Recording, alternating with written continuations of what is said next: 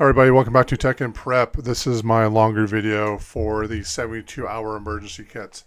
This one will be over 3 minutes, so we have a little bit of time to go through this. So essentially, this 72-hour kit is something that you should have pre-made. This is something that people call a go bag, right? You just want to get it and you want to go. This is something, I have something like this. I'll have to do a breakdown of my actual one. And this is something I keep in my vehicle. I throw it in the trunk of my car. I'll put it in my truck.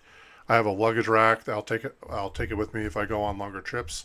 And this is just something that if I need to grab it, I know I'm going to have like food and water and medical and communications and just stuff where if I had to get out of my house and stay at a hotel for a couple days, I wouldn't be completely miserable. I wouldn't be super happy, but I'm not going to be completely miserable.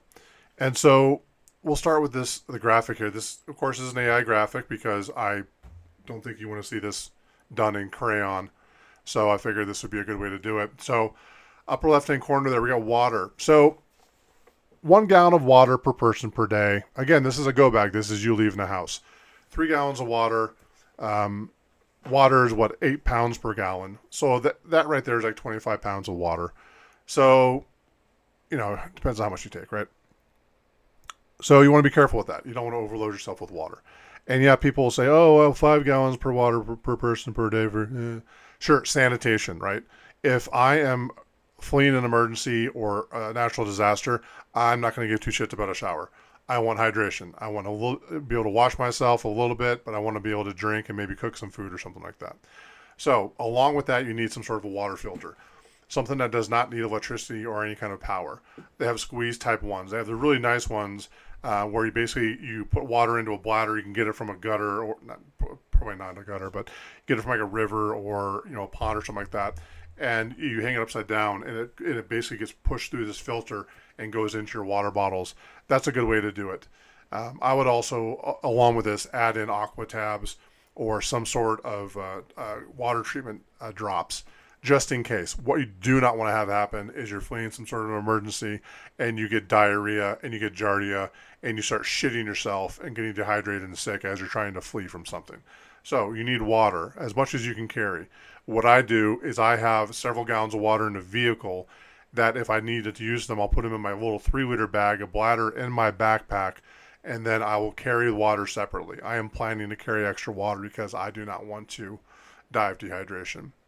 Next, obviously, is food, non-perishable food. No cook, no fancy, man versus wild type Bear Grylls type fires. No, you don't have time for that. You may not have the fuel, you may not have the knowledge. It may be you need to get the fuck out of there, right? So that's how that goes.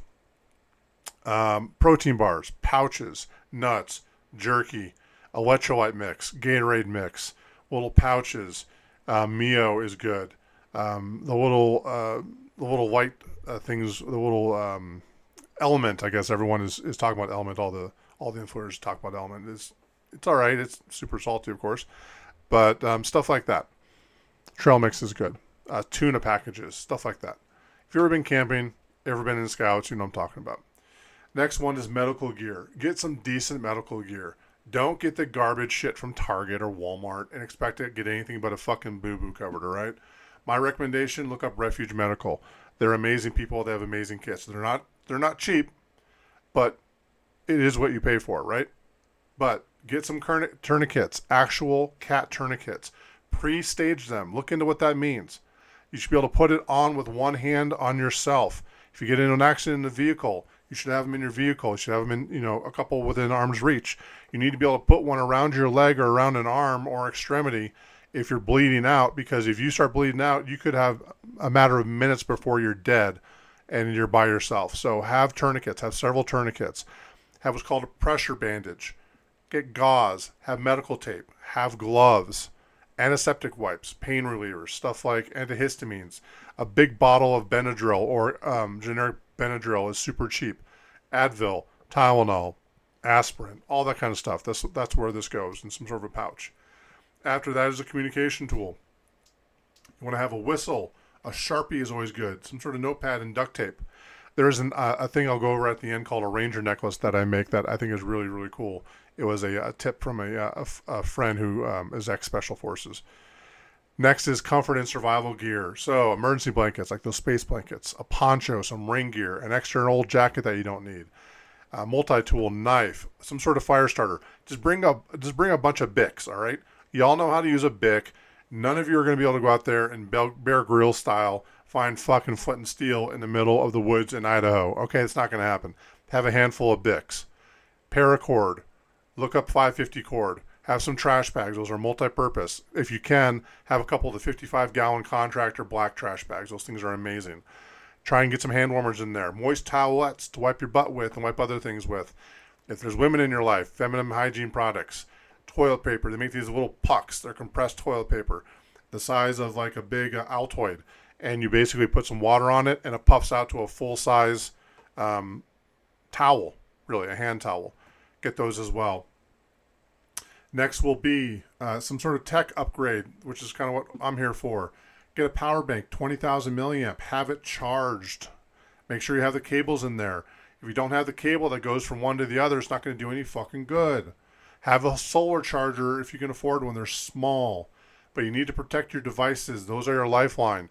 Also, as a side note, Ziploc bag everything.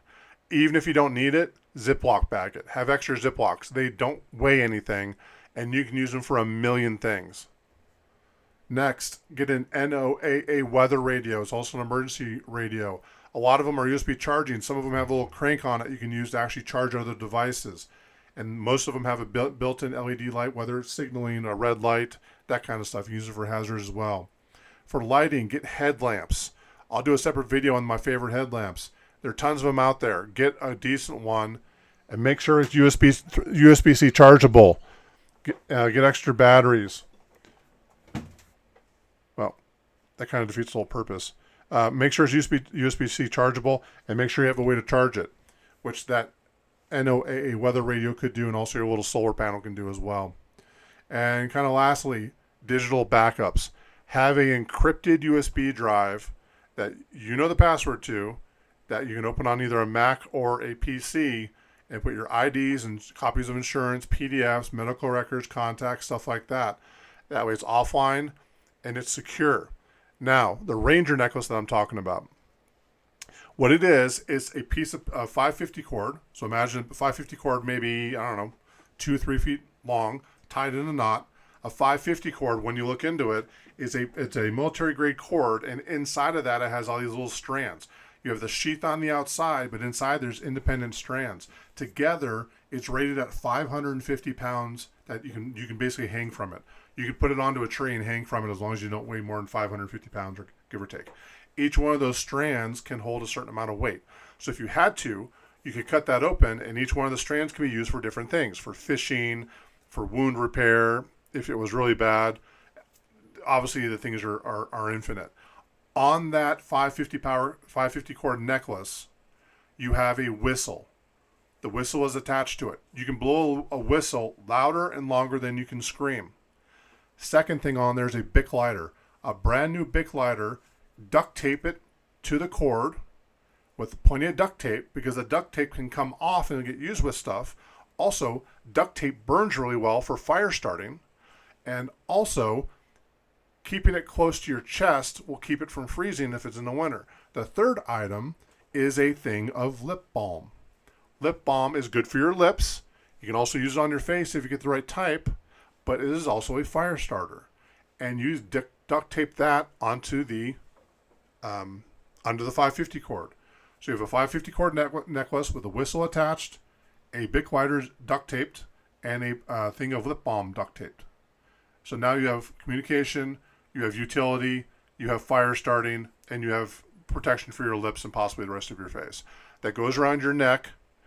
I would use black paracord unless you are wanting to be seen, then use something like orange or green. And you can also use that for signaling as well. So that's a Ranger necklace. I'd recommend everyone have one of those. I'll do a short video and show you one that I make and that I keep. And yeah, so this is one of 3 videos. I'm going to do a longer video on the other ones, which will be what happens, or what to do with this when a cyber attack happens and some systems fail.